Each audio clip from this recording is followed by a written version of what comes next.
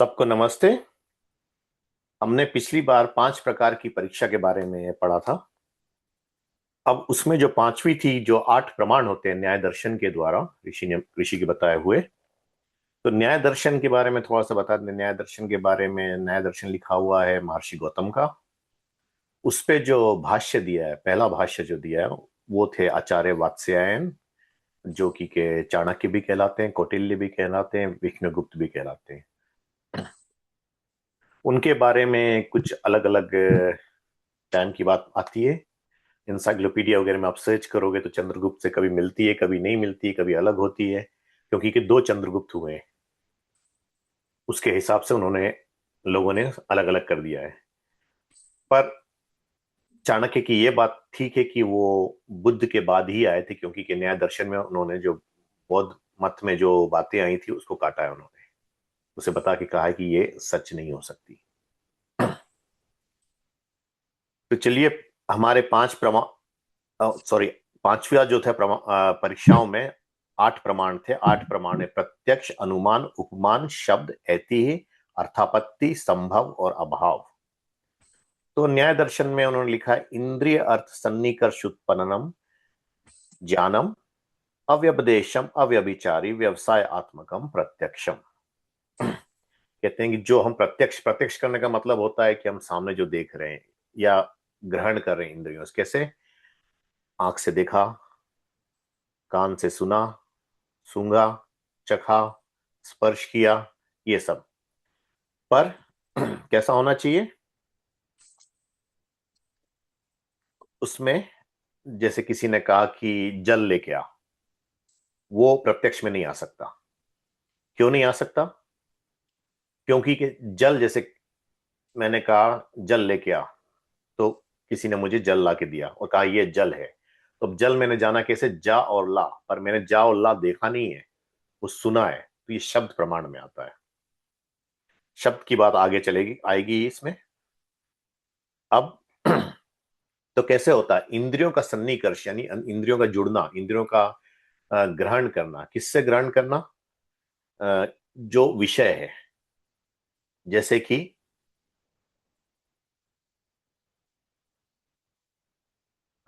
जैसे कि मैंने कहिए,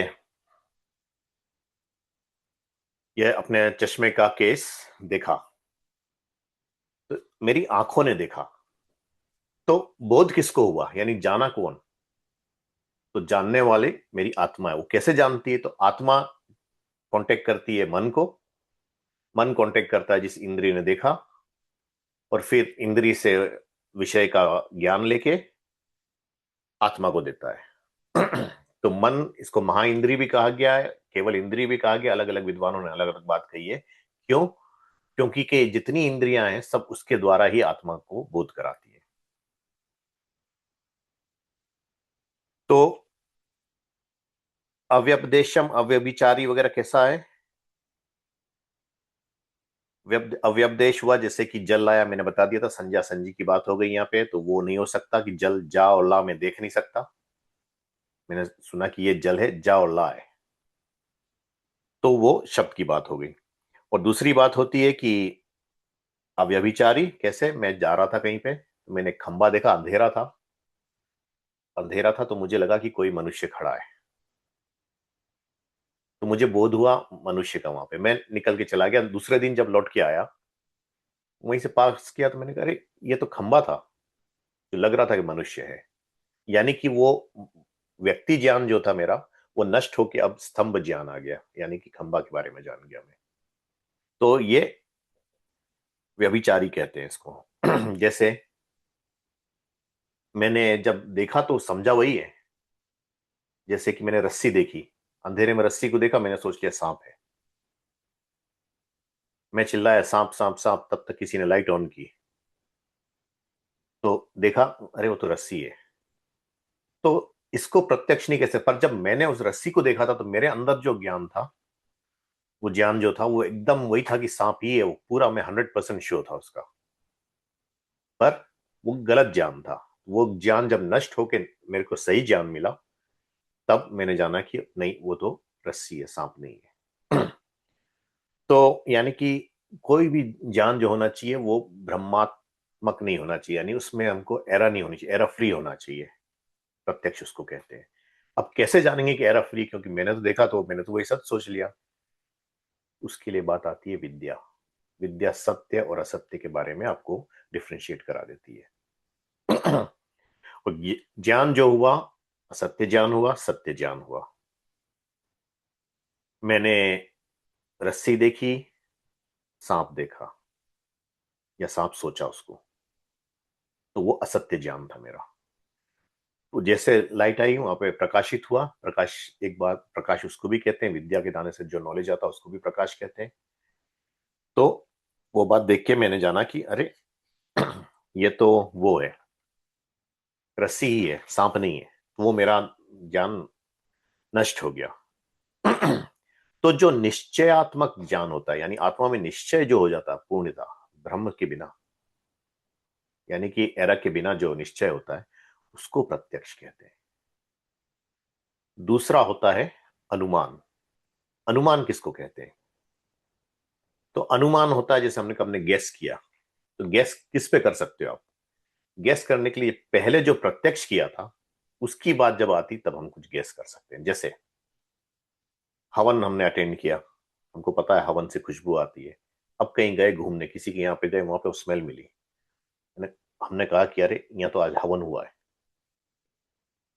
तो ये बात हुआ कि हमने अनुमान किया, तो इसको अनुमान कहते हैं। अब अनुमान को भी ऋषियों ने तीन प्रकार का कर दिया, उसको थोड़ा और सूक्ष्म कर दिया।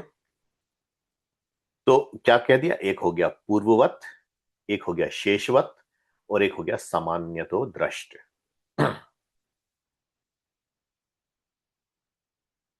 तो पूर्ववत क्या होता है कि अब ये बात आप सब जानते हैं कि कोई भी कार्य जो होता है, कोई भी कार्य जो होता है, कोई भी वर्क जो होता है, कोई भी क्रिया जो होती है, कार्य करने से उसका कोई कारण होता है। एग्जाम्पल, हमने आंख खोली, आंख बंद थी, सो रहे थे, आंख खोली, उसका कारण क्या था? हम उठना चाहते थे। तो जिस कार्य को देख के हम कारण जानते हैं, पहले कोई कारण था, उसको पूर्ववत अनुमान कहते हैं। कैसे? हमने देखा एक मनुष्य पैदा हुआ, बहुत सुखी है, अच्छे घर में पैदा हुआ, सब कुछ मिल रहा उसको, सब अच्छा चल रहा है उसका, पैसे वगैरह हैं। और दूसरा मनुष्य एक किसी गरीब के घर में पैदा हुआ, उसके पास खाना कम है, स्ट्रगल कर रहा है। तो उससे क्या जानोगे आप? उससे अनुमान लगा सकते हो। पूर्ववत अनुमान ये होगा कि एक ने कुछ अच्छे कार्य किए थे पिछले जन्म में, इसलिए उसको ऐसा जन्म मिला, और दूसरे ने थोड़े कम अच्छे किए थे, यानी कि उसको मनुष्य जन्म तो मिला पर दुख के साथ मिला, जानवर की योनियों में नहीं गया वो। तो ये होता है पूर्ववत। जैसे कि कैसे? हमने बादल देखे, काले घने बादल देखे, तो हमने कहा अरे पानी बरसने वाला है।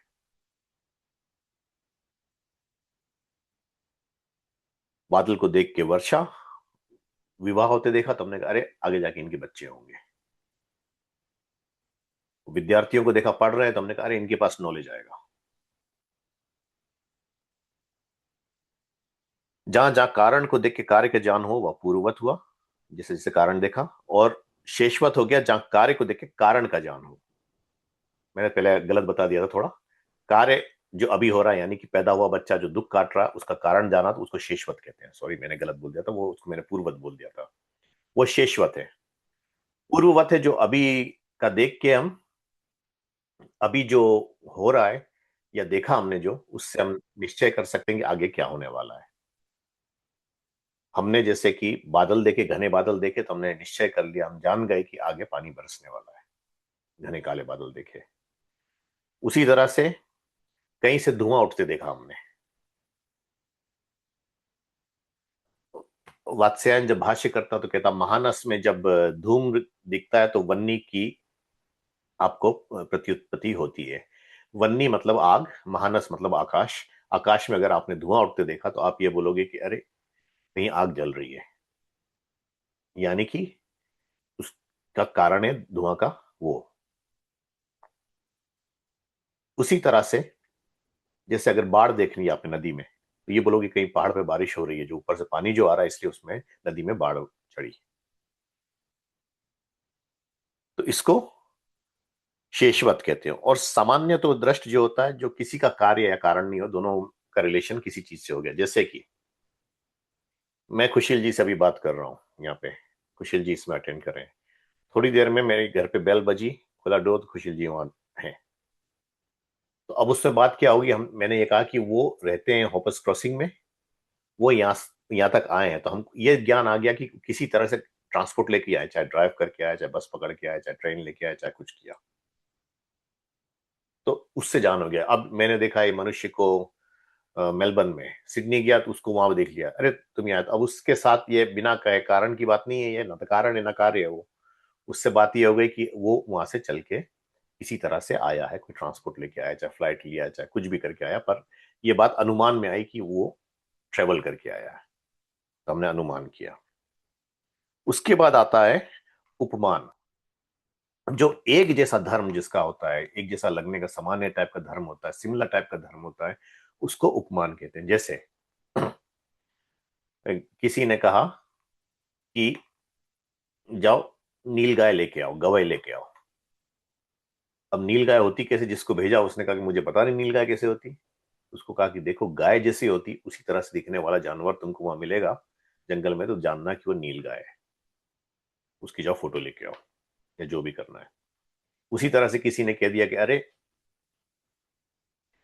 यहाँ पे सूर्या जी हैं, सूर्या जी को बुला के लाओ। मैंने किसी को भेजा, उन्होंने कहा मैं तो जानता ही नहीं, सूर्या जी को देखा ही नहीं मैंने कभी। तो बताएंगे उनके सदस्य जो था, उनके जैसा दिखने वाला जो था थोड़ा बहुत, पता इसी तरह के वो हैं, इसी तरह का उनका डील डॉल है, उनकी हाइट उतनी है, उसके जैसे लगने वाले हैं। तो उस तरह से बताया, तो दूसरा लेके आ गया। जैसे बताया गया कि जैसे ये ऋषि ने उदाहरण दिया, जैसे ये देवदत्त है वैसे ही विष्णु मित्र है। तो किसी ने कहा कि जाओ विष्णु मित्र को बुला के लाओ।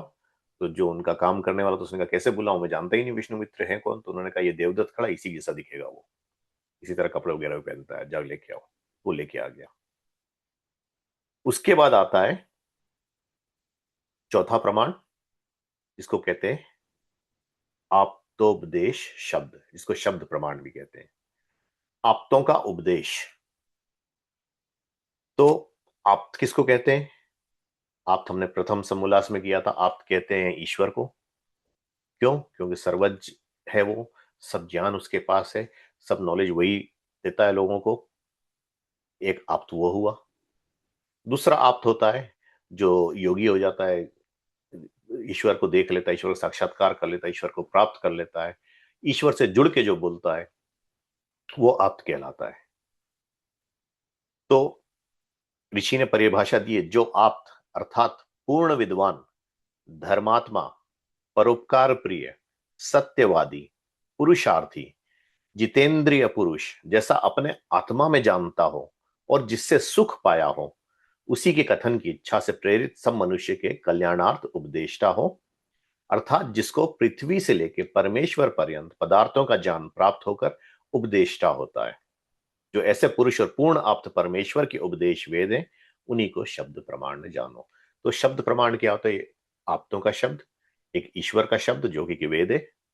दूसरा आप्त वो जिसने ईश्वर को पाया है, ईश्वर से जुड़ा है, और क्या हुआ है, अपनी आत्मा में जानता है कि ये बातें सुख की है, और उससे सुख पाया है, उसने देखा है, साक्षात किया है। तो वो दूसरों को भी वही बताएगा कि जैसे हमने पहले सत्य की बात हुई थी, तो सत्य के लिए आया था कि अगर ऐसा सत्य आप बोलते हैं, कड़वा सत्य बोलते हैं, यानी कि दूसरों को दुख देने के लिए बोलते हैं सत्य, तो वो सत्य पाप की श्रेणी में आ जाता है, क्योंकि उससे दुख होता है। तो उस दुख के लिए वो पाप कहलाता है, हालांकि है सत्य ही, पर वो पाप कहलाता है। उसी तरह से यहाँ पे जो ऋषि आदि होते तो वो सबकी भलाई के लिए ही बात करते हो, किसी की बुराई के लिए बात नहीं करेंगे, किसी के लिए वो नहीं करेंगे, बता देंगे ये गलत है, ये सही है, और प्यार से बताएंगे, जैसे बच्चों को हम अपने बताते हैं। उसी तरह से ऋषि सबको बताएगा, और उसको चाहे आप गाली दो, चाहे उसकी बात मानो नहीं मानो, कुछ नहीं करो, बताएगा। क्यों? वो आपकी भलाई ही देखना चाहता है, वो भलाई की बात ही बताएगा आपकी। न्याय दर्शन में आप्तोपदेश शब्द के दो तरीके आप्तों का उपदेश बताया गया है। तो किस तरह के दो होते हैं? एक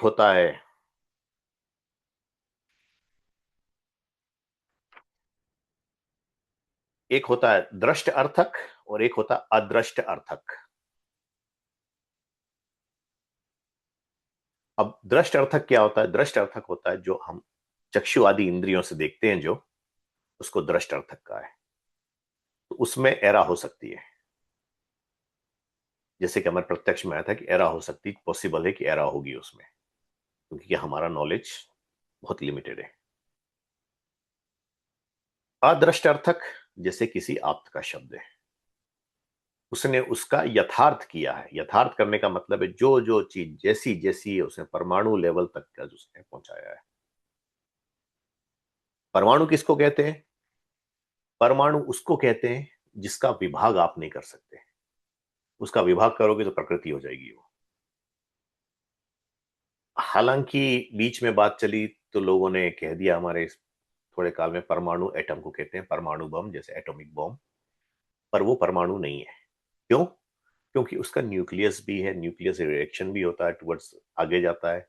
सिंपल बात जो हमने कही थी, बीच में न्यूक्लियस, न्यूक्लियस से ऊर्जा बाहर जा रही है, एनर्जी बाहर जा रही है, आगे जो है उस तक जा रही है।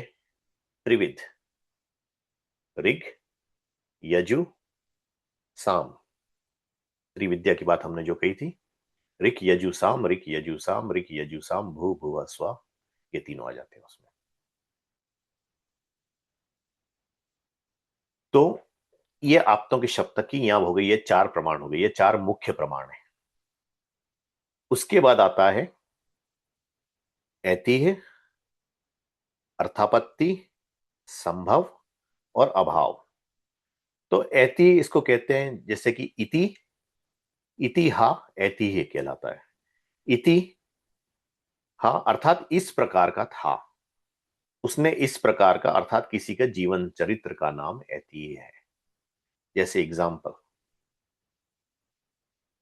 रामायण ऐतिह्य ग्रंथ है, श्री राम का जीवन चरित्र है उसमें।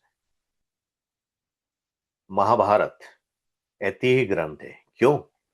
उसमें कृष्ण का जीवन चरित्र है। खाली कृष्ण का जीवन चरित्र नहीं है, उसके साथ क्या क्या हुआ वो सब भी है। तो वो ऐतिह्य उसको कहते हैं। हाँ, ये बात अलग है कि आजकल इतिहास में काफी मिलावट, काफी गलत बता देने के कारण लोग अपने मतलब के कारण, अपने स्वार्थ के कारण चीज बदल देते हैं। तो ऐतिह्य आज के उसमें काफी गलत भी आ जाता है। ऐतिह्य इसलिए, आप्तों का जो ऐतिह्य है, आप्तों ने जो लिखा है वो बदलेगा नहीं। जैसे कि रामायण लिखी गई, महाभारत लिखी गई, दोनों ऐतिह्य ग्रंथ बदलने वाले नहीं है। हालांकि मिक्सचर उसमें हो जाता है, काफी कुछ आ जाता है, पर जो जो ऋषियों का लिखा हुआ, वाल्मीकि का लिखा हुआ है, जो जो व्यास का लिखा हुआ है, उसके शिष्यों का लिखा हुआ वहां पे, वो गलत नहीं है। बाकी बनाया हुआ गलत है, उसमें लोगों ने अपना मन जोड़ दिया। उसके बाद आता है अर्थापत्ति, यानी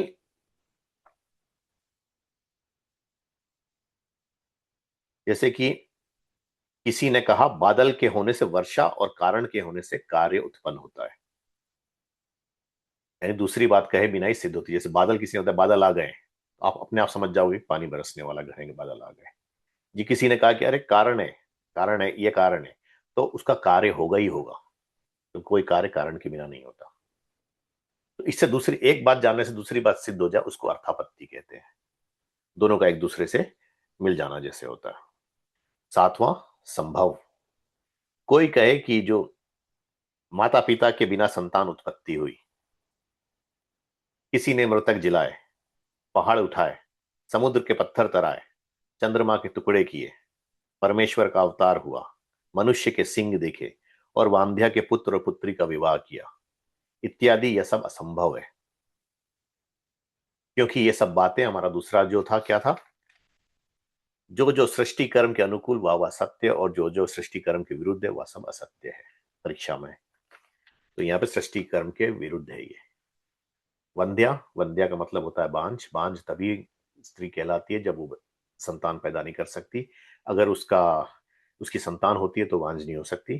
दूसरी बात है, जो लोगों ने कह दिया है कि माता पिता के बिना संतान उत्पत्ति हो गई। अब उसमें मैंने पहले भी बताया था, किसी ने कहा था कि एसेक्सुअली कुछ कुछ फिश ऐसी हैं जो एसेक्सुअली रिप्रोड्यूस करती हैं। तो जब माता पिता की बात होती है तो एक मेल और एक फीमेल तत्व की बात होती है वहां। उस फिश में दोनों है। अगर वो नहीं होगी तो संतान नहीं हो सकती।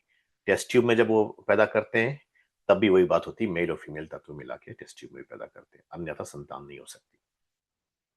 तो ये संभव उसको कहते हैं, जो संभव है उसके लिए। जैसे किसी ने कहा परमेश्वर का अवतार हुआ, वो हो नहीं सकता क्योंकि कोई ईश्वर बंध नहीं सकता, किसी सीमा में आप उसको बांध नहीं सकते, उसको अज्ञानी नहीं कर सकते, उसमें लिमिटेशन नहीं ला सकते आप। ये सब बातें सृष्टि कर्म के विरुद्ध है। अगर वो लिमिटेशन में फंसता है तो सृष्टि की उत्पत्ति नहीं कर सकता वो। आठवां है अभाव। जैसे किसी ने कहा, किसी ने एग्जांपल है, जैसे किसी ने कहा हाथी ले आ, तो वहां देखा वहां हाथी नहीं, तो दूसरी जगह से लेके, जहां पे हाथी था वहां से लेके आ गया। या जैसे कहा किसी ने, मैं इस रूम में बैठा, मैंने कहा जा पानी लेके आ जा, तो पानी यहाँ था नहीं तो गए किचन से लेके आ गए। अब इसमें से शब्द प्रमाण में एति ही आ जाता है, क्योंकि के वो आप्तों का शब्द हो जाता है। शब्द से हम जानते हैं, जैसे ज और ला की बात हुई थी प्रत्यक्ष उसमें जल, तो किसी ने बताया दृष्ट और अदृष्ट दोनों आ जाते हैं उसमें। तो शब्द में एति और अनुमान में अर्थापत्ति, संभव और अभाव आ जाता है। कैसे? जैसे कहा हाथी लेके आ, जल लेके आ, तो आपने अनुमान लगाया अच्छा यहां नहीं है तो कहीं और होगा, वहां से लेके आए। उसी तरह से अर्थापत्ति कि हाँ ये पुत्र है तो इसका पिता भी रहा होगा, पिता होगा तभी तो पुत्र हुआ, कोई ना कोई तो पिता हो, चाहे किसी भी तरीके से पर पिता है। तो ये सब अनुमान, उस अर्थापत्ति अनुमान के नीचे आ गया। संभव कि आपने लगा दिया कि ईश्वर का, जैसे का परमेश्वर ने अवतार लिया, तो सीधी बात हो गई कि परमेश्वर बंध नहीं सकता, परमेश्वर का गुण नहीं है वो बनने का, परमेश्वर अज्ञानी नहीं हो सकता, परमेश्वर कमजोर नहीं हो सकता, सर्वशक्तिमान है वो। तो ये सब लगा कि आप देखोगे तो अनुमान करोगे ना ये ईश्वर नहीं है। किसी ने कहा ये ईश्वर का अवतार, तो नहीं वो ईश्वर नहीं है। तो ये सब शब्द है। और इससे किसको बोध होता है ये सब जानने से? ये जो हमारे प्रमाण वगैरह किसको बोध होता है? तो बोध होता है, मैं थोड़ा जंप कर रहा हूं, वैसे वैशेषिक बीच में आता है, वैशेषिक हम अगले उसमें लेंगे। तो बोध होता है किसको? आत्मा को। अब आत्मा क्या है? तो आत्मा के छोटा सा लक्षण दिया है न्याय का, वो भी हम आगे भी थोड़ा और उसमें लाएंगे। पर यहाँ पे कहता है, क्या कहता है? महर्षि गौतम कहता है जिसमें इच्छा हो, यानी कि राग है कि मुझे चाहिए वो, मेरे पास ये इच्छा है, मुझे गुलाब जामुन खाना है, इच्छा है तो गुलाब जामुन के लिए प्रयत्न करूंगा। मुझे वो कपड़ा पहनना है तो मैं प्रयत्न करूंगा, कपड़ा खरीदूंगा जाके, आदि आदि। द्वेष, जिससे वैर है मेरे मन में कि नहीं ये तो बुरा आदमी है, ये इसने ऐसा किया तो मैं उससे जलन रखूंगा, जबरदस्ती को चिढ़ लगेगी मुझे उससे, ये वैर होता है। मन से भी चिढ़ नहीं लगनी चाहिए, अहिंसा की परिभाषा आ जाती है यहाँ पे, वैर त्याग, कंप्लीटली वैर त्याग। और जहाँ पे मुझे चाहिए या उससे दूर हटूंगा, किसी ने तंग किया तो मैं पुरुषार्थ करूंगा। जैसे कि मुझे चाहिए कपड़ा तो मैंने काम किया, पैसे कमाए, पैसे बटोरे, जमा किए, जाके कपड़ा खरीद के लेके आया, तो ये पुरुषार्थ करना हुआ। अब क्या होता है? अच्छी बात हुई, मेरे अनुकूल बात हो गई तो मुझे सुख हुआ, और प्रतिकूल बात हो गई, मेरे ऑपोजिट बात हो गई तो दुख हो गया। और फिर ज्ञान, यानी कि जो जानता है, जैसे हमने इंद्रियों से प्रत्यक्ष किया, जिसने जाना, ये सब गुण जिसमें हो वो जीवात्मा हो कहलाता है। ये सिक्स देख के आप कहीं भी देखोगे जीवात्मा, कोई भी जीवित चीज में सिक्स होते हैं। हाँ, ये बात जरूर होती है कि जो योगी होता है वो सर्टेन चीज दबा लेता है, पर आत्मा में से नॉर्मली होते हैं शरीर के साथ। अब वैशेषिक में जब इस आत्मा की परिभाषा दी गई, वैशेषिक महर्षि कणाद का लिखा हुआ है, महर्षि प्रशस्तपाद ने उसका भाष्य किया है, तो उसमें कुछ कुछ चीज और ऐड कर दी उन्होंने, जैसे कि प्राण है, जिसमें प्राण की परिभाषा दी, भीतर से वायु को निकालना। हम प्राणायाम करते हैं तो जैसे कि वमन होता है, पिछले सत्संग में ऋषभ जी ने हमको प्रैक्टिकल दिखाया था उसका करके, तो जैसे कि वमन होता है यानी उल्टी होती है, उस तरह से सांस को बाहर फेंकना, फिर वहां पे विच्छेद करना उसका, वहीं पे रोकना, जो साइकिल अंदर बाहर की चल रही है उसको रोक देना, विच्छेद कर देना उसका। खैर यहाँ पे प्राण की बात है तो बाहर निकालना, फिर अपान की बात है फिर अंदर खींचना, बाहर से वायु को भीतर लेना। अब हम सांस भी लेते हैं तो बाहर भीतर करते हैं उसको, हवा को, तो प्राण और अपान कहलाते हैं। फिर बताया निमेश, जो आंख हमारी बंद होती है, आपकी पलकें बंद होती है नीचे की ओर आती हैं, जो उसको निमेश कहते हैं। फिर उन्मेष, जो खुलती है ऊपर की ओर उठती है आंख, आंख को ऊपर उठाना, नीचे करना, ऊपर उठाना, ये सब निमेश और उन्मेष कहलाते हैं दोनों। फिर जीवन जिसमें है, यानी कि जो प्राण को धारण करता है। आप बोलोगे कि उसमें उसके अंदर प्राण है, या जो मर जाता तो हम कहते हैं उसका प्राण चला गया या प्राण त्याग हो गया उसका। तो जिसके अंदर प्राण है, प्राण का धारण करना।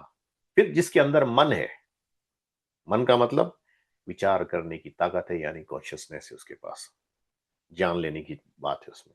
जिसमें गति है, गति का मतलब ये नहीं है कि केवल दौड़ना ही गति है या चलना ही गति है। गति सोचने की भी होती है, आपका मूवमेंट की भी गति होती है, हर एक चीज में यानी मूवमेंट है आपके पास, जिससे कि आप वो ले सकते हो कि वो चल रहा है, हिल रहा है, जिसको फिजिक्स में हम वेलोसिटी वगैरह जिससे कैलकुलेट करते हैं। यथेष्ट गमन करना, जहां पे जाना चाहता है जैसे। फिर इंद्रिया, इंद्रियों को विषयों में चलाना, उनसे विषयों का ग्रहण करना, यानी कि विषयों में चलाना। हमको भूख लगी, हमको प्यास लगी तो पानी पीना, खाना खाना, फिर उनसे विषयों को ग्रहण करते हैं हम। जैसे कि कपड़े वाली बात हो गई थी, कपड़ा लेके आए, कपड़ा पहना हमने पहनने के लिए, वो विषय की तरफ गया, इंद्री वहां पे चाहिए मुझे कपड़ा, ठंड लग रही है मुझे ब्लैंकेट चाहिए या हीटर ऑन करना है, गर्मी लग रही है तो कूलर ऑन करना है। तो इंद्रियों को जिससे वो करते हैं हम, लगाते हैं वहां। फिर अंतविकार, अंतविकार क्या होता है? क्षुधा, तृषा, ज्वर, पीड़ा आदि विकारों का होना, अंदर का विकार, जिससे कि भूख लगती है, प्यास लगती है। आपने अभी खाना खा लिया, फिर भूख लगेगी, सर्टेन आवर्स में फिर लगेगी। ऐसा नहीं कि आपने आज खा लिया फिर अब खाना ही नहीं खाना है। प्यास भी ऐसे लगेगी, हमको बीमारियां भी आती, ज्वर होता है, पीड़ा होती है, ये सब विकार कहलाते हैं, यानी कि नॉर्मल से आउट होना थोड़ा। फिर सुख दुख होता है, वो तो पहले उसमें भी आ गया था, सुख दुख। इच्छा होती है, द्वेष और प्रयत्न, ये सब आत्मा के लिंग अर्थात कर्म और गुण है। तो आप जहां जहां ये सब चीजें देखोगे तो जानोगे वहां पे आत्मा है, आत्मा काम कर रही है। तो प्रत्यक्ष आदि जो प्रमाण है किसके लिए है? वो सब आत्मा के लिए है। आत्मा के बिना वो सबका कोई मतलब है नहीं। आत्मा नहीं, आत्मा शरीर में आके ये सबसे सत्य असत्य का निर्णय करती है। पांच परीक्षाएं करती है, वो पांच परीक्षाओं से जानती है कि ये सत्य है, ये असत्य है, मुझे ये लेना है, ये नहीं लेना है। अब उसको हम अपने जीवन में जैसे ला दें, क्योंकि ये पढ़ने की बात तो हो गई, उसको जब तक हम अपने जीवन में नहीं लाएंगे तब तक नहीं हो सकता प्रत्यक्ष। हमने हमेशा देखा है, प्रत्यक्ष देखा है कि मनुष्य, कहते हैं ना, ये बात सुनी भी है, शब्द प्रमाण में भी आई, दृष्टि उसमें आई, जैसे कि जैसा करेगा, जैसा पेड़ बोएगा वैसा फल मिलेगा। सीधी बात आती है, आपने मिर्ची का पेड़ लगाया तो उसमें आम का फल तो मिलने से रहा। तो वैसी बात है कि जैसे जैसे कर्म किए हमने वैसा वैसा फल मिलेगा।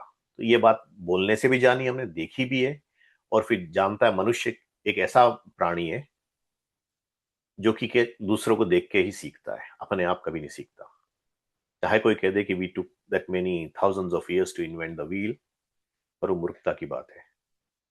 क्योंकि मनुष्य को अगर आप बात करना भी नहीं सिखाओगे, बात भी नहीं करेगा वो देख के ही करता है। इसलिए पहला ज्ञान दिया गया था ऋषियों को, ईश्वर ने, जिससे कि वो आगे कुछ कर सके। नहीं तो मनुष्य कुछ नहीं कर पाता, बढ़ ही नहीं पाता। ये सब बातें इसलिए होती है साइंस में, क्योंकि के साइंस में सोल की अथॉरिटी या सोल की सत्ता को नहीं माना जाता है कि सोल है, वो नहीं मानते। लिविंग सेल्स को मानते हैं वो। और सेल्स ही होती है, सेल्स के द्वारा ही सब ट्रांसफर होता है, दूसरे में जाता है। उसमें कई क्वेश्चन उठते हैं, जैसे एक क्वेश्चन मैंने सीधा उठाया था, मुझसे किसी ने कहा था, साइंस पढ़ने वाले ने, कि डीएनए में हमारे सब कुछ होता है, डीएनए से सब सीख लिया जाता है। जो माता पिता का डीएनए वही संतान के उसमें जाता है, इसलिए मानता हूँ डीएनए जाता है, क्योंकि वो हमारे स्ट्रेंड्स उसी से बनते हैं, शरीर की रचना उसी से होती है। पर कहते हैं कि नॉलेज भी उसमें चला जाता है, सब जैसे जिसने जाना इसलिए बच्चा रोता है क्योंकि माता पिता रोए थे कभी, उनका नॉलेज आया इसमें। तो अगर वैसा ही जाना होता तो माता पिता ने जो जितनी स्टडीज की है, जहां तक भी स्टडीज की है, वो बच्चों में आ जानी चाहिए थी सीधी, पैदा होते से। वो नहीं आती, उनको पढ़ना पड़ता है। क्यों पढ़ना पड़ता नहीं तो? और माता पिता रोए थे और हंसते हैं, जैसे बच्चा, कई लोगों ने कहा कि सोते सोते देखो बच्चा मुस्कुरा रहा है, हंस रहा है। तो उसके बारे में तो खैर कहानी हो जाती है। हमारे फिजी में तो कहते हैं कि उसके परी लोग हिलाए उसके, बट वो परी लोग नहीं हिलाते हैं उसको। उसमें बात ये होती है कि बच्चा जो होता है, कभी कभी उसने दुख और सुख दोनों देखा होता है पिछले जन्मों में। उसका स्मरण जो छोटा मोटा, कभी कभी सोते सोते चौंक के डरता है, रोता है। मौत से क्यों डर लगता है? क्योंकि कि हम पिछले जन्मों में मरे थे, तो उसका दुख पता है हमें। वैसे दुख और भी आए थे, पर वो सब भूल जाते हैं हम। ये जो भीषण दुख होता है वो पता होता है, और देख देख के और याद आता है किसी को मरते देख के, तो वो मरना, हमको भी जाना होगा।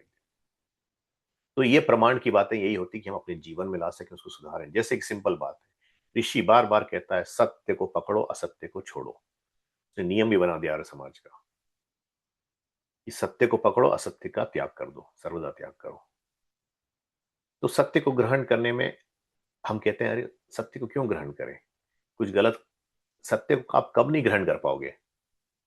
जब गलत करने लगोगे तो असत्य बोलना ही पड़ेगा। इसलिए गलत करना छोड़ के सत्य ही करो, तब आपके अंदर एक ताकत आएगी।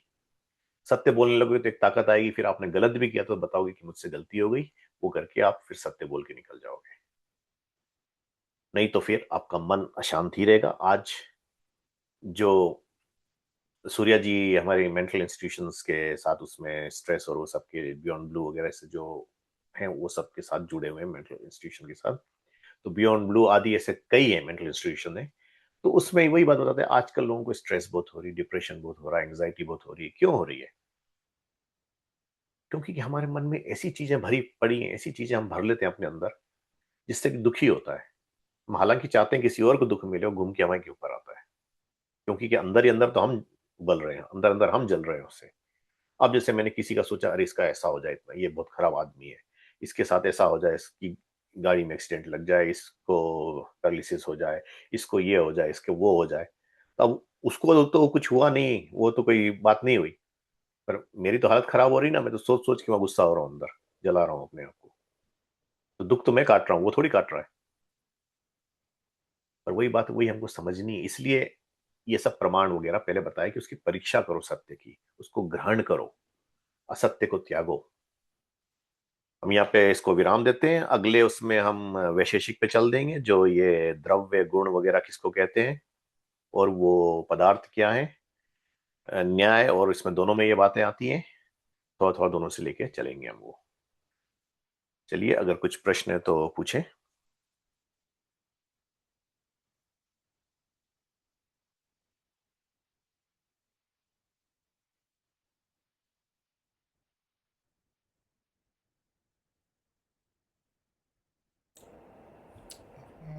ऑन लाइटर नोट आप जी। जी आप इंट्रोड्यूस करते कि मैं मेंटल हेल्थ इंस्टीट्यूशन से जुड़ा हुआ हूँ, तो प्लीज़ ऐड की एज ए मल्टीकल्चरल एम्बेसडर। नहीं तो लोगों में भ्रांति नहीं आ जाएगी मुझे मेंटल हेल्थ सपोर्ट सर्विस। हाँ, नहीं, आप उसके मरीज नहीं है। ठीक है, आप ठीक सपोर्ट के है। लिए हैं उनके। I want to ask one thing. जी। मेरा वो हैंड आ रही नहीं ना। आप यहाँ पे बताया है कि परमेश्वर का अम, अवतार अम, अवतार हुआ, ये संभव नहीं है। जी। लेकिन आपने जो एग्जाम्पल दिया वो बच्चे का, वो उसको पिछले जन्म का ज्ञान होता है। Is it not the same thing? जी, अवतार परमेश्वर का और मनुष्य के अवतार में अंतर ये होता है, मनुष्य का भी ऐसे अवतार नहीं होता। मनुष्य का ये होता है कि जन्म, शरीर के साथ उसको जुड़ना पड़ता है। ईश्वर शरीर के साथ नहीं जुड़ सकता। क्यों नहीं जुड़ सकता? क्योंकि ईश्वर की एक है सर्वज्ञता है। आप देखो, कोई भी शरीर में आओगे तो आपको ये पता होगा कि हमको सीखना पड़ता, पढ़ना पड़ता है, जान लेना पड़ता है, नॉलेज गेन करना पड़ता है। ईश्वर को मतलब कि अगर वो बात करनी पड़ी तो यानी कि ईश्वर, आपको मानना पड़ेगा कि ईश्वर के पास ज्ञान नहीं है। दूसरी बात है ईश्वर सर्वव्यापक है, सब चीज में है। तो हम ये नहीं कह सकते पार्टिकुलर उसमें आके लिमिट हो गया, वो पार्टिकुलर शरीर में अवतार के रूप में। दूसरी बात है सर्वज्ञ है। अब ईश्वर सर्वज्ञ क्यों है? क्योंकि कि वो सब जगह है, हर एक जगह, ऐसी कोई जगह नहीं जहां पे वो नहीं है। तो अब अगर वो लिमिट हो गया, उसने अवतार लिया एक जगह है, तो दूसरी जगह क्या हो रहा है उसको पता नहीं चलेगा। वो खाली यहाँ वाला जानेगा, दूसरी जगह जो यहाँ पे कुछ हो रहा है उसको पता नहीं, यहाँ पे पीठ पीछे कुछ हो रहा है उसको पता नहीं क्या हो रहा है। तो इसलिए वो अवतार नहीं लेता। जैसे कि हमारे पीछे कोई बात कर रहा है या दूसरे रूम में क्या हो रहा है मुझे पता नहीं है, या बाहर क्या हो रहा है, क्योंकि मैं तो यहाँ बैठा हूं। तो एक जगह तो हमारी लिमिटेशन वहां तक होती है। कैमरे भी लगा लो तो पर लिमिट तक ही कैमरा लगा सकते हैं। हाँ बोलिए सूर्य जी। नहीं, लेकिन वेदास में दैट इज बेस्ड ऑन परमेश्वर अवतार, राइट? वेद में कहीं पे भी परमेश्वर का अवतार नहीं है। वो जो वराह अवतार और वो जो सब कुछ है वो वो वेद में नहीं है, वो सब पुराणों में है। पुराण का मतलब ऐसे आगे इसमें आएगा, पुराण का मतलब क्या है, पुराण नराशंसी किसको कहते हैं। ये हैं जो महर्षि वेद व्यास के नाम पे जो लिखी गई है 18 पुराण, उसमें ये एक दूसरे को कॉन्ट्रोडिक्ट करते हैं। ईश्वर का नॉलेज कभी भी अपने आप को कॉन्ट्रोडिक्ट नहीं कर सकता। अगर एक जगह ये बोलता है तो दूसरी जगह भी वही होगा, उसको अलग नहीं कर सकते। अगर जैसे किसी ने कहा कि मैं सर्वव्यापक हूं, ईश्वर ने कहा मैं हर एक जगह हूं, दूसरी जगह अगर कह देगा कि नहीं नहीं नहीं मैं तो यहाँ पार्टिकुलर उसमें हूं, तो गलत हो जाएगा। ईश्वर ने कहा कि मैं सब नॉलेजेबल हूं, अवतार ने बताया कि दूसरे में जाके वो आचार्य के पास पढ़ने गया, तो यानी कि उसके पास नॉलेज नहीं था, वो नॉलेज लेने गया। ईश्वर अपने जैसा दूसरा नहीं क्रिएट कर सकता। ये सब पार्ट हमारे उसमें सप्तम अष्टम नवम समोल्लास में आएंगे, ये सब बातें उसमें ऋषि ने सब एग्जाम्पल्स दिए हैं। तो मैं अभी जल्दी नहीं लाना चाहता हूँ, पर ये बातें हैं। तो वेदों में कहीं पे भी अवतार नहीं है ईश्वर का। ईश्वर को निराकार, सर्वव्यापक, सर्वज्ञ यही माना गया है। इसलिए आर्य समाज के सेकंड नियम में ऋषि ने वो नियम दिए गए। और ऋषि ने सिर्फ ऋग्वेद को ही प्रमाण माना है। वेद स्वत प्रमाण है, यानी कि वो कोई भी बुक है जब तक वेद से मिलती है तब तक वो ठीक है। जहां वेद का विरोध किया वहां अलग हो जाती है, गलत हो जाती है। क्योंकि वेद ईश्वरीय वाणी है, ईश्वर के द्वारा दी गई है। और वेद मिला इसलिए मनुष्यों को सृष्टि, आदि सृष्टि में जब मनुष्य पहले पहले आया तो मनुष्यों को वेद ज्ञान मिला, जिससे कि वो आगे बढ़ सके। ये कहाँ से सीखे हम लोग? अगर वेद का ये सीखना है तो कौन सा बुक रेफर करना चाहिए? वेद तो वेद मिलते हैं वेद पर, बात वही है कि वेदों में प्रॉब्लम ये हो जाएगी आपको कि इसमें अभी आगे आएगा कैसे कैसे पढ़ना है। इसमें ऋषि ने वो भी बताया वेद तक पहुंचने के लिए पहले क्या क्या पढ़ना है आपको। क्योंकि कि हमारे पास वो नॉलेज नहीं रहेगी, बैकग्राउंड नॉलेज नहीं रहेगी, हमारे पास वो प्योरिटी नहीं रहेगी जो पहले प्योरिटी थी। यानी कि स्पंज की तरह हम नहीं रहेगा कि जैसे पानी मिला तो हमने सोख कर लिया उसको, जैसे स्पंज सोख कर लेता, हमारे उसमें कई चीजें बीच में भरी पड़ी हैं। तो वो सब हटाने के लिए पहले, क्योंकि आप वेद ले लोगे तो आपको ऐसे लगेगा क्या पढ़ रहे हूँ मैं, तो क्योंकि कोई स्टोरी वगैरह टाइप नहीं है। अच्छा, तो उसके पहले कुछ पढ़ना चाहिए जी तो हाँ, उसको इसमें इसी समझने के चैप्टर लिए। में आगे पठन पाठन की विधि है, कैसे पढ़ना है। वेद तो सबको पढ़ना चाहिए, पढ़ना भी है, हाँ। पर वो कैसे कि उसकी बैकग्राउंड समझ जाए हम कुछ तब। जैसे अब एक आता है पुरुषा सूक्त, हम्म। पुरुष को कल्पना की गई, पुरुष की सृष्टि जो ब्रह्मांड जो है वो एक पुरुष की तरह है। कहता है सहस्त्र शीर्षा पुरुषा सहस्त्र साक्ष सहस्त्रपात सा भूमि सर्वत्र स्मृत्वा अधिष्ठ दशंगुलम। तो सहस्त्र शीर्षा पुरुषा सहस्त्र साक्ष सहस्त्रपात, सहस्त्रों सिर वाला, सहस्त्रों पैर वाला, सहस्त्रों हाथ वाला जो है, सहस्त्रों नेत्र वाला जो है, नेत्र वाला जो है वो ईश्वर है। तो अब ये आप वो नहीं कर सकते कि थाउजेंड्स ऑफ आईज वाला वो है, थाउजेंड्स ऑफ हाथ वाला वो है। तो सहस्त्र यहाँ पे यौगिक वर्ड है। सहस्त्र का मतलब है कि जितने भी नेत्र वगैरह, जितने भी शिर वगैरह सब हैं ईश्वर के हैं। यहाँ ऐसी कोई जगह नहीं जहाँ पे उसके नेत्र नहीं, ऐसी कोई जगह नहीं जहाँ पे उसके हाथ नहीं, यानी कि फिजिकल हाथ नहीं, वो उसको बताया गया। तो इससे बताया कि मतलब वहां समझाया गया है कि दसों दिशाओं में ईश्वर है। फिर भी नहीं समझा। सूर्य जी आप समझाएंगे इसको थोड़ा जी सिंपल जी उसमें। जी, बहुत सिंपल कि अज्यूमिंग मैं उपमा प्रमाण जो भी हमने पढ़ा अभी, उपमा प्रमाण का एनालॉजी यूज करके मैं एक्सप्लेन करूंगा कि assuming कि वेद पढ़ना is like becoming a brain surgeon. We cannot go and read, practice brain surgery straight away. We need to do MBBS first before going into specialization of brain surgery. And not everyone can do MBBS straight away. You still need to be eligible, qualified to enter into MBBS as a medical professional. So that is what we are in. So we are into our primary school, we go into secondary, acquire enough knowledge, acquire enough प्राणायाम के माध्यम से कि मैं eligible बने, हमारे ईश्वर हमें मेधा बुद्धि देवे, तब जाके हम लोग एंट्री होगी हमारी कि हम लोग एमबीबीएस में एंटर कर पाएंगे, यानी कि हम लोग प्राणायाम और डीप उसमें मेडिटेशन के एक एक चीज़ों पे ध्यान लगा पाएंगे। वो आने के बाद फिर हम एक स्टेज में आ पाएंगे, एकाग्रता आएगी थोड़ी बहुत, तब जाके हम लोग वेदों को गहराई से अर्थ के रूप में समझ पाएंगे, और तब जाके हमें वेदों का पढ़ने का मीनिंग होगा। कई बार हम सोचेंगे डायरेक्ट मैंने मान लो ब्रेन सर्जरी की बुक उठा के या चैट जीपीटी से मैंने ब्रेन सर्जरी की पढ़ के किसी को ब्रेन सर्जरी कर नहीं सकता मैं। So I hope that analogy gives you an idea why what Pandit is trying to say about why we Yeah. can't read Vedas इसको directly. इसको मैं थोड़ा ऐड करता हूँ इसमें। जैसे कि एग्जाम्पल, हम जब मैथ्स वगैरह करते हैं तो उसमें ट्रिगोनोमेट्री करते हैं, जियोमेट्री करते हैं, अलजेब्रा करते हैं, आदि आदि। तो अब आपको अगर करना है अलजेब्रा की जो सिंपल है, एडिशन, सब्ट्रैक्शन, मल्टीप्लिकेशन, डिवीजन वगैरह, जब तक आपको वो नहीं आएंगे आप ट्रिग्नोमेट्री के को सॉल्व नहीं कर सकते, कैलकुलस पे नहीं जा सकते हो, आप ज्योमेट्रिक थ्योरम्स नहीं लिख सकते हो, क्योंकि वो सब कैलकुलेशन पे ही बेस्ड है। तो यानी कि जैसे कि सेकेंडरी स्कूल आपको जाना तो पहले प्राइमरी स्कूल पढ़ना ही पड़ेगा।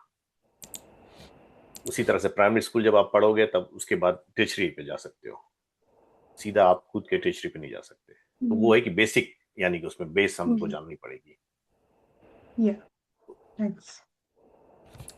And if I can, with your permission, Pandit ji, again, जी पुष्पा जी का जो पहला प्रश्न भी जो था, I attended A funeral on the weekend, एक कोई लोकल में, तो उसमें जो पंडित जी थे उन्होंने वो एक्सप्लेन कर रहे थे कि भाई आत्मा अभी 15 दिन परिवार के साथ रहेगी और फिर जाके ईश्वर के साथ जाके वापस मिल जाएगी। तो पुष्पा जी, जो अद्वैत लोग जो फिलोसफी है कि पीपल हु बिलीव्स कि सारी आत्मा ईश्वर का ही अंश है, ईश्वर में से ही निकल के आई है, तो वो लोग ये थ्योरी क्रिएट करते हैं कि ईश्वर अपना स्वयं का एक और अंश निकाल के एक अवतार बना देता है। तो उनकी वो थ्योरी फिट हो जाती है अवतार वाली। जबकि हम लोग कहते हैं कि जो अपनी जीवात्मा है, मनुष्यों की जो आत्मा है, वो इंडिपेंडेंट एंटिटी है, वो कभी भी ईश्वर से मर्ज होती ही नहीं है। और जो परमात्मा जो है, परमात्मा जो ईश्वर है, वो सर्वव्यापक है, तो उसको अपने में से अंश निकालने की, अज्ञानता निकालने वाली कोई ऑप्शन ही नहीं है बेसिकली। जब हम ईश्वर को सर्वशक्तिमान कहते हैं कि ईश्वर क्या अपना जैसा एक और दूसरा ईश्वर बना सकता है या अपना एक अंश बना सकता है? नहीं बना सकता। वो इतना भी सर्वशक्तिमान नहीं कि अपने आप को ब्रेक करके एक नया अंश बना दें, ऑल दैट। तो इसलिए जो चीज़ सर्वव्यापक है उसको आप एक देशी कैसे बना सकते हो? तो मैं आपको इसमें दो चीज बताता हूँ सूर्या जी। एक तो जो पंडित ने कहा है कि इतना दिन आत्मा घूमती है, तो उन्होंने वेद का ही मंत्र से कहा है। वो यजुर्वेद के 29वें अध्याय में ये मंत्र आता है कि 12 दिन बाद वहां जाती, पर वो वहां पे अहन शब्द यूज किया है। अहन शब्द का मतलब होता है डेली, यानी एक एक दिवस जानो तो एक एक दिवस होके निकलता है। पर यौगिक उसमें जब लोगे आप, उसके साथ दूसरे मंत्र पढ़ोगे, उसके साथ ऋग्वेद के मंत्र जोड़ोगे, सूर्य चक्षुर गच्छति वगैरह, जो होता है कि हमारा आंखों का तेज मरने के बाद जो कहते हैं कि सूर्य के तेज के कारण हम देख पाते हैं, जो हमारा तेज उसको चला जाए, हमारा ये उसको चला जाए, हमारा ये उसको चला जाए, एक एक करके उसकी आहुतियां होती हैं। तो वो सब में बात आती है कि हम ये सब वहां दे रहे हैं, तो मतलब कि आत्मा नहीं घूम रही है वहां। आत्मा तो ईश्वर की व्यवस्था के अनुसार जन्म पाएगी। वो हमारे बस का नहीं है जानना कि ये आत्मा का क्या जन्म मिलने वाला है, ये आत्मा को क्या होगा, कि उसका गट्ठर कैसे बना है। ये बात इसलिए हमने योग का वो पाठ लिया था कि जो गट्ठर बनता हमारे कर्मों का, उसके हिसाब से जन्म होता है। वो गट्ठर अब, यानी कि ये गट्ठर खत्म हो गया। उसमें कई विद्वानों के भी मत है। कुछ विद्वान कहते हैं कि एक योनि मिली, जैसे सपोज मैंने बहुत बुरे काम किए, मुझे लोमड़ी की योनि मिली, लोमड़ी की योनि में अपना भोग लिया, उसके बाद मुझे फिर खरगोश की योनि मिली, खरगोश के उसने भोग लिया तो फिर कुछ और मिला, फिर जाके मनुष्य बना। वैसे नहीं होता है, क्योंकि गट्ठर में जो आपके कलेक्टिव कर्म थे जो प्रबल थे, यानी कि जो प्राथमिक हो गए थे, प्राइमरी हो गए थे, उनके हिसाब से आपको जन्म मिला। बाकी जो सोए पड़े हैं वो फिर उठेंगे, उससे आपको दूसरी योनि नहीं मिलेगी। उसके बाद योनि जो मिलने वाली है वो मनुष्य की ही योनि मिलेगी आपको। हाँ, चाहे निकृष्ट मिले, मनुष्य में भी अलग अलग ऊपर नीचे सब होते हैं, चाहे कोई मिले उसमें मनुष्य बनोगे आप। जैसे एक कुत्ते को आपने देखा, बड़ा प्यारा है, खेला उसने, बहुत अच्छे से पाला कुत्ते को, हमने हमने खिलाया पिलाया, उसका देखभाल की, सब कुछ की। वो इवेंचुअली गया, शरीर त्याग हुआ उसका। उसने अपनी योनि भोग ली, उसकी भोग योनि थी, उसी कारण आया था, वो भोग गया। उसके इसके कर्म नहीं मिलेंगे। जो भोग योनियों में जो कर्म करते हैं वो कर्म का फल नहीं है। केवल योग योनि, जो मनुष्य की योनि है, योग और भोग दोनों लेती है। मनुष्य में जो कर्म करते उसी का गट्ठर बनता है। तो उसने वो अपना भोग के निकल गया, उसके बाद वो मनुष्य आएगा। पर उसके जो गट्ठर में पता नहीं कैसे कर्म पड़े थे, तो उसके हिसाब से उसका जन्म होगा। चाहे ऊंचा मनुष्य हो सकता है, चाहे मिडिल वाला हो सकता है, चाहे नीचे वाला हो सकता है, चाहे ये सब कॉम्बिनेशन हो सकता है। मल्टीपल कॉम्बिनेशन होते हैं। पुष्पा जी, तो ईश्वर का यही कि वो अपने आप को ब्रेक नहीं कर सकता है, हाँ, एक तोड़ नहीं सकता अंश वो अपने आप अंश नहीं को। बना सकता है। अगर अंश नहीं बना सकता, दैट मीन्स अगर ईश्वर ने अवतार ले लिया मान लो, तो संसार को कौन चलाएगा फिर? अगर वो अवतार रूप में आ गया, it has come into one body, तो it can not be presented the both spot. और ऐसा नहीं है कि वो एक एनिमेटिक एक इल्यूजन है, तो इल्यूजन से दुनिया नहीं चलती, तो नथिंग लाइक दैट। वो योग में एक सूत्र आता है। महान आत्मा ही थे, श्री राम श्री कृष्ण और ये सब बहुत महान आत्मा थे, जिनको जो ऋषि लोग भी जैसे महान आत्मा ईश्वर के जुड़ जाते हैं तो ईश्वर के बराबर की उनके अंदर शक्तियाँ आ जाती है। मतलब बराबर नहीं, मतलब ईश्वर से जो जुड़ के जो शक्तियाँ प्राप्त करना चाहते हैं वैसी। अब जैसे श्री राम लिखते हैं, उसमें जब इनको वन भेजा जाता है, तो वाल्मीकि रामायण में प्रसंग आता है कि कैकेयी जब कपड़ा देने लगती है दोनों को, राम और सीता को, तो ये कहते हैं, माँ तू चिंता ना कर, मैंने ऋषियों के निर्मल धर्म को अपनाया है। यानी कि वो अपने आप को ऋषि तुल्य बता रहे हैं वहां पे, मैं ऋषि तुल्य हूँ, बता रहे हैं एक तरह से। कहते हैं, मुझे ये सब के नहीं है। अयोध्या उस समय पूरा विश्व का राज था। महाराज दशरथ चक्रवर्ती सम्राट थे, पूरे वर्ल्ड के राजा थे वो। बाकी जो किंग्स थे इनके, वो इनके नीचे था, यानी कि वो एम्परर थे। तो उन्होंने कहा कि ये सब उनको जरूरत नहीं, उन्होंने तो सन्यास के उसमें चले गए। उन्होंने कहा कि तू चिंता ना कर मां, मैंने ऋषियों के निर्मल धर्म को अपनाया है। मतलब ऋषियों का निर्मल धर्म क्या था, उनको ये सब की लालच ही नहीं थी, कुछ नहीं थी। जैसे ऋषि दयानंद को कहा कि तुम आ जाओ हमारे रत्नों में बन जाओ, राणाओं ने कहा जब राजस्थान घूम रहे थे, कि तुम हमारे उसमें एक वन ऑफ द रत्न बन जाओ, तुमको सब कुछ मिलेगा। तो उन्होंने कहा कि मुझे ये सब में फंसना ही क्यों है, वो तो छोड़ के आए थे वो। तो उन्होंने वो मना कर दिया। हालांकि राणाओं को सिखाया, पढ़ाया, उनको सुधारा काफी लोगों को, काफी राजाओं को, जो राजा बिगड़े पड़े थे, जैसे कि चाणक्य ने किया, सुधारा। अब नहीं सुधरे तो फिर उनका नाश किया। जैसे कथाओं में आता है, अभी आप पढ़ोगे स्टोरीज में तो चाणक्य के बारे में काफी स्टोरी आती है। एक में ये हो गया कि एक तो लोगों ने उनकी टाइमिंग गड़बड़ की है, वो 2-3 टाइमिंग मिलती है। और दूसरी बात उन्होंने ये कह दी कि वो इतने गुस्सा हो गए थे, उनका अपमान किया था नंद ने, इसलिए अपमान का बदला लेने के लिए, अगर योगी बदला लेने की सोचता तो ऋषि दयानंद भी बदला लिए होते कितने लोगों से। क्योंकि के चाणक्य को ना तो राज्य की चिंता थी, ना सुख दुख की चिंता थी, ना तो उनको जन्म मृत्यु की चिंता थी। योगी थे वो। तो इसलिए लोगों ने अपनी अपनी कहानी बना के, अपनी स्टोरी बना के सब कर दिया। उसी तरह से ईश्वर को भी बता दिया कि उसको भी आना पड़ता है। जैसे किसी ने कहा कि अगर ईश्वर नहीं आता तो ये रावण वगैरह को कौन मारता। अब उसमें सीधी सी बात है, सिंपल सोचने की बात है। जिसके संकल्प मात्र से जो निमित्त कारण है, ये सृष्टि बनती बिगड़ती है, महाप्रलय आती है, पूरी साइकिल आती है, जिसके खाली निमित्त मात्र से, खाली वो जो अपनी शक्ति थोड़ी सी देता है उसमें, वो सब होता है, तो उसको किसी को मारने के लिए अवतार लेके आना पड़ेगा, मनुष्य बनना पड़ेगा। वो पूरे सृष्टि का अंत करने की ताकत है उसके पास।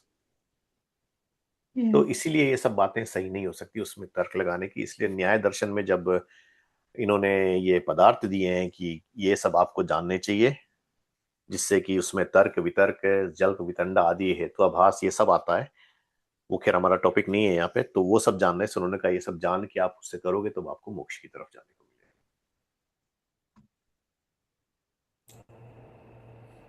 मिलेगा। एक लाइन ऐड कर सकता हूँ जी। आपकी परमिशन से, पंडित जी की जो मन की और आत्मा की जो आपने चर्चा करी थी, तो जब आत्मा शरीर को छोड़ के चली जाती है तब ये वही आंखें, वही कान, वही नाक, मुंह बोलना, सुनना, सूंघना बंद कर देते हैं। दैट मीन्स का ग्रहण करने वाला कोई और था जो कि शरीर से निकल गया है। तो हम लोग अनुमान लगा सकते हैं कुछ था कुछ अंदर था, उस हाँ। शरीर, जो पहले था अभी नहीं है। तो दैट इज वो रीजनिंग से, न्याय दर्शन से, यस, इस प्रमाण के माध्यम से रीजनिंग, दैट इज हाउ हमें लगातार हर हर सब्जेक्ट में, हर एस्पेक्ट में रीजनिंग अप्लाई करने का लगाते हुए हम लोग उस निर्णय पे आ सकते हैं। तो न्याय दर्शन में हर एक सब्जेक्ट को, हर एक टॉपिक को इतना ग्रिल किया, हर एक कॉम्बिनेशन में उसको अज्यूम किया कि चलो ऐसा मान लो तो क्या होगा, ऐसा मान लो तो क्या होगा, तो उसका सबको नेगेट नेगेट नेगेट करते हुए कंक्लूजन, फिर this is the only option left. और न्याय दर्शन इसलिए में बहुत सुंदर से उन्होंने एक एक चीज पकड़ के रगड़ते हुए ले गए हैं वात्स्यायन, उसको समझाते हुए। हम लोग जब आचार्य से पढ़ रहे थे वो, तो बहुत मजा आता था उसमें, क्योंकि वो एक बात लाते फिर उसको रगड़ते कि कैसे ये होता है। वैसे 16 पदार्थ हैं जिनको जानने से मोक्ष की प्राप्ति होती है न्याय दर्शन में। वो ये नाम है, नाम बता देता हूँ। प्रमाण जो आज हमने किया, प्रमाण, प्रमेय, संशय, प्रयोजन, दृष्टांत, सिद्धांत, अवयव, तर्क, निर्णय, वाद, जल्प, वितंडा, हेत्वाभास, छल, जाति और निग्रह स्थान, ये 16 पदार्थ हैं। इनकी बड़ी बड़ी डेफिनेशन है। जैसे आज तो खाली प्रमाण किया हमने। और प्रमेय वो होते हैं जिनको, जो जानने योग्य पदार्थ होते हैं, सेकंड वाला जो आता है। तो ये सब आपको जानने से क्या हटाना है, क्या नहीं करना है, कैसे जानना है, कैसे जानना चाहिए, क्या जानना चाहिए, कैसे अपनाना चाहिए, कैसे चलना, ये सब उसमें आ जाता है धीरे धीरे करते हुए पूरे 16 पदार्थों में। तब उसके बाद जब वो करके मनुष्य उस पर जाता है, तब वो उसको पाता है, परमेश्वर को, जिसको पाने के बाद उसको कुछ पाना शेष नहीं होता, मोक्ष की तरफ चला जाता है। ये कौन से बुक में है? न्याय क्या है वो? न्याय, न्याय दर्शन। न्याय दर्शन दर्शन, इज और वो द किसने स्कूल लिखा है? 6। ये महर्षि गौतम का है न्याय दर्शन। ओके। तो they are 6 schools of philosophy, Vedic schools of philosophy. एक है सांख्य, दूसरा योग, तीसरा है न्याय, चौथा है वैशेषिक, पांचवा है मीमांसा, और छठा है वेदांत, या उसको ब्रह्मसूत्र भी कहते हैं, और उत्तर मीमांसा भी कहते हैं। मीमांसा को पूर्व मीमांसा भी कहते हैं। तो ये 6 स्कूल्स ऑफ फिलोसफी हैं। हालांकि ये बात एक ही बताते हैं, पर लोगों ने उसको अलग अलग समझने के कारण लोगों ने बताया कि उसमें विरोध है। वो बात इसमें है ऋषि, जब टॉपिक से बारे में, ये चैप्टर 3 में आएंगे, वो सबके नाम आएंगे। जब ऋषि पठन पाठन पे जाते हैं तो बताते हैं कि वो सब एक ही बात पे लाते हैं, सबका एम वही है कि मोक्ष की तरफ जाना है, कुछ और एम नहीं है। डिफरेंट डायमेंशन, डिफरेंट डायरेक्शन से एक ही सेंटर में जाके एक ही बात तो को इसने समझते इस हैं। चीज को पकड़ने को बताया, इसको पकड़ने को जाना वही है। मतलब ये नहीं कि डिफरेंट डिफरेंट मत है, मत भी वही है, सब आके वही ज्ञान पे ही रुकते हैं। तो वही वो बताते हैं अद्वैतवाद है। जी। अद्वैतवाद अभी सूर्या जी बोल रहे थे, अद्वैतवाद। अच्छा, अद्वैतवाद शुरू हुआ था आचार्य शंकर के आने पे। शंकराचार्य जो आए थे, जिनको लोगों ने शिव का अवतार भी कहा है, तो उन्होंने किया था। उनका कारण था कि जब जैन और बौद्ध मत बहुत प्रबल हो गए थे, तो दोनों नास्तिक मतों में आते हैं, तो ईश्वर का वो करने के लिए इन्होंने अद्वैत प्रतिपादित किया था। लोगों की समझ इतनी गिर गई थी, तो इन्होंने वो करने के लिए, कुछ लेवल पे लाने के लिए वो नीति खेली थी।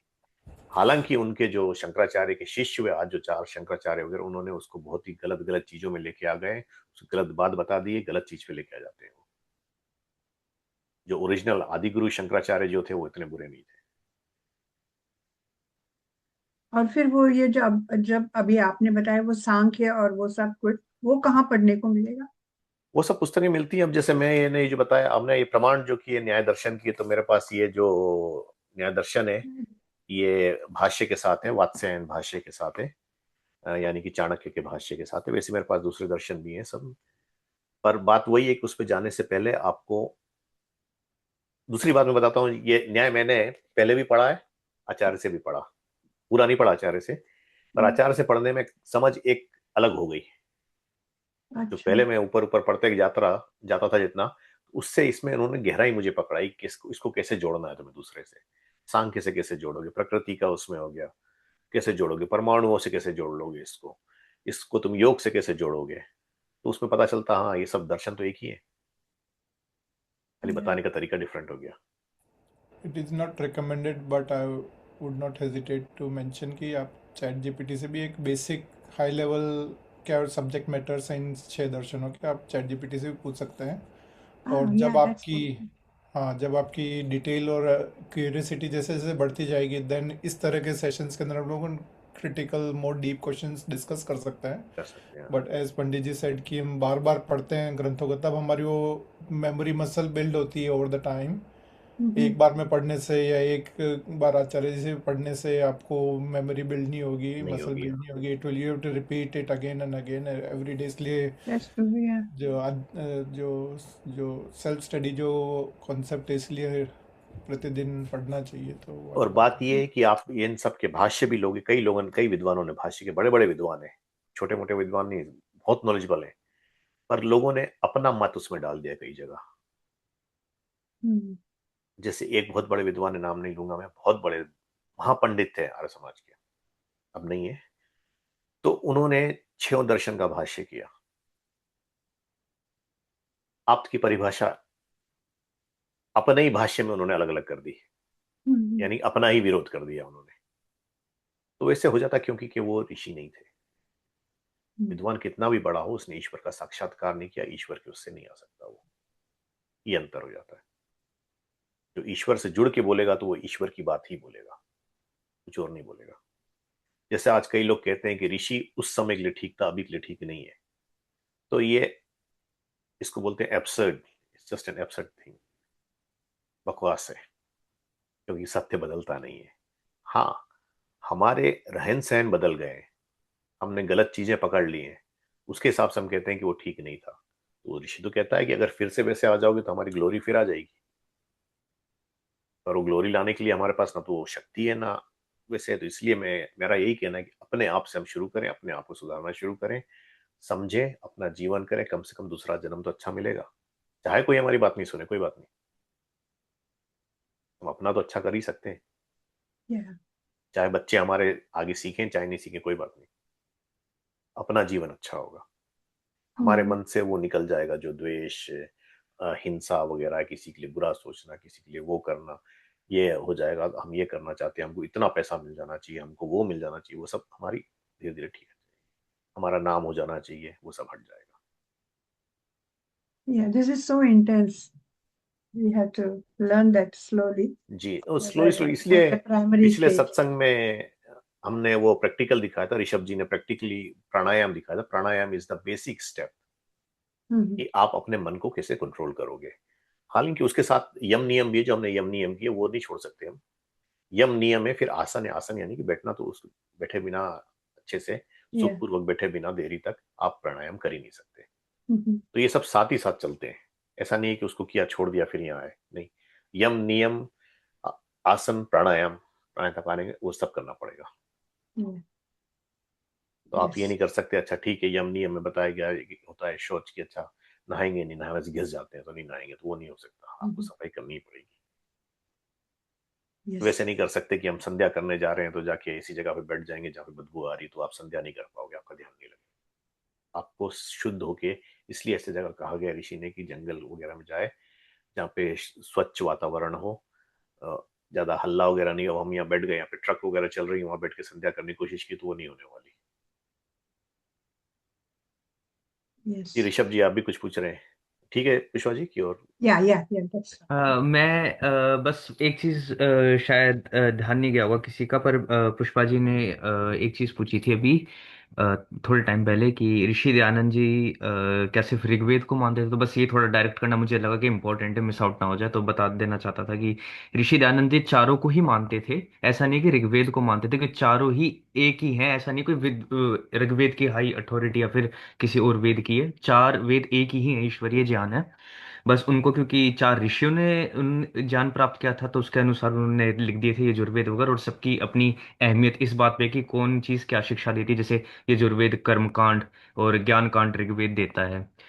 और इससे ये भी समझना जरूरी है कि ये ऐसा नहीं कि सिर्फ ऋग्वेद में ही ईश्वर को निराकार बोला है कि कहीं ये समझ रहे हो कि ऋग्वेद अगर ऋषि दयानंद जी मानते तो बाकी वेद में साकार वगैरह लिखा होगा। नहीं, ऐसा नहीं है। बकायदा ऋषि दयानंद जी ने तो पूर्ण भाष्य कर रखा है यजुर्वेद पर।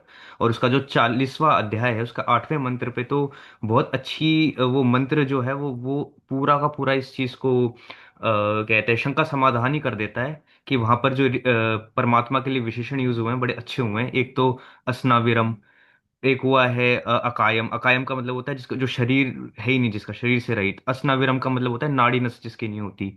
और अवरणम होता है जिसके छिद्र नहीं है, जैसे हमारे छिद्र हैं, हमारे नाक के छिद्र, कान के छिद्र हो गए।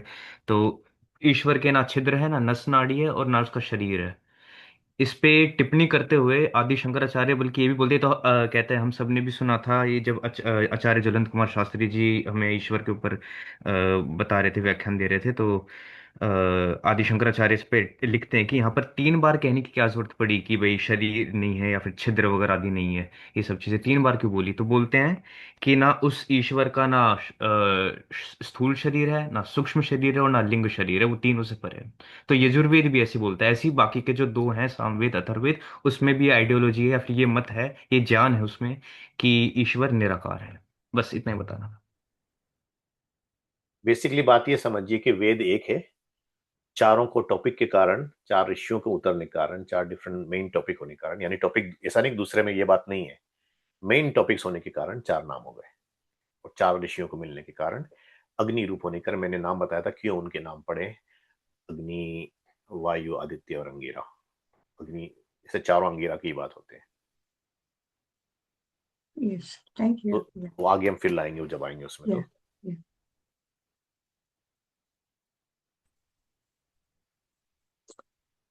पंडित जी, अगला जो हमारे क्लास होगा ऑन द 21st सैटरडे को,